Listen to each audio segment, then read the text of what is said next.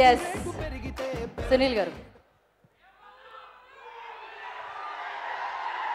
అందరికీ ఉగాది శుభాకాంక్షలు అండి. ఫస్ట్ అలాగే ఈరోజు హీరో దేవిశ్రీ ప్రసాద్ గారికి ఆయన రిథమ్కి డ్యాన్స్ చేయాలని చాలా కలలుగానే ఉండండి, అవకాశం దక్కింది. అయితే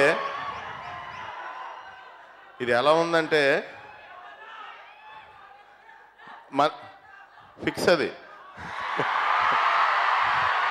మన గురించి మనం ఎక్కువ చెప్పుకుంటే దిష్టి తగులుతుందని కొంచెం తక్కువ చెప్తున్నాను. ఫెయిల్యూర్ తర్వాత వచ్చే సక్సెస్ అండి, అది నేను కూడా నమ్ముతాను. నేను ఫస్ట్ డ్యాన్స్ పెర్ఫార్మెన్స్కి వెళ్ళినప్పుడు నేను ఫెయిల్ అండి, నాకు ప్రైజ్ రాలా. అంటే అన్నాను ఆ రోజు ఇక్కడ ఫెయిల్ అయ్యాను కదా, ఇంకా బ్యాలెన్స్ ఉన్నది ఏంటి, సక్సెస్సే, అది అక్కడికి వెళ్ళి కొడతా అన్న. దేవుడి దయ వల్ల నేను ఏ ఫిలిమ్స్ని అయితే లవ్ చేశానో కాలేజీలకి స్కూల్కి వెళ్ళకుండా ఆ ఫిలిమ్సే నాకు జాబ్ ఇచ్చినాయి.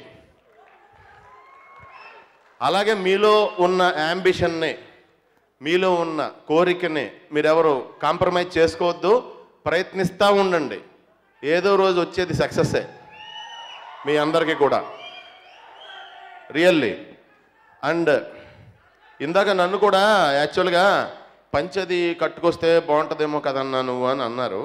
అంటే తేజు చుట్టూ అయితే 4 ఆ బాడీ గార్డ్స్ వాళ్ళు ఉన్నారు. మా పంచి ఎవడన్నా లాగేస్తే ఇంటికి ఎలా వెళ్తాం, అంత గురించి భయ్యా నీలా రిస్క్ చేయలేదు నేను. అయితే ఈ సినిమాలో నాది ఒక క్యారెక్టర్ వచ్చి మంచి క్యారెక్టర్ అండి. నేను రియల్ లైఫ్లో కూడా అబద్ధాలు ఎందుకంటే రియల్ లైఫ్లో కూడా చదువుకునే రోజుల్లో మేము ఎప్పుడన్నా ఈవినింగ్ అయితే ఎవడన్నా ఫ్రెండ్ బర్త్డే అయితే సేమ్ ఇదే సెటప్, క్లాస్మేట్స్ అందరం. అలా ఈ సినిమాలో నన్ను క్లాస్మేట్ సాంగ్ చేస్తున్నప్పుడు ఒక ఆలోచన వచ్చిందండి. నేను చాలామందిని చూస్తూ ఉంటాను, ఒక 2 గ్లాసుల తర్వాత వాళ్ళు డ్యాన్స్ చేస్తుంటారు, మనకి అది కనపడదు, కానీ వాళ్ళకి తెలుసు వాళ్ళు డ్యాన్స్ చేస్తున్నామని.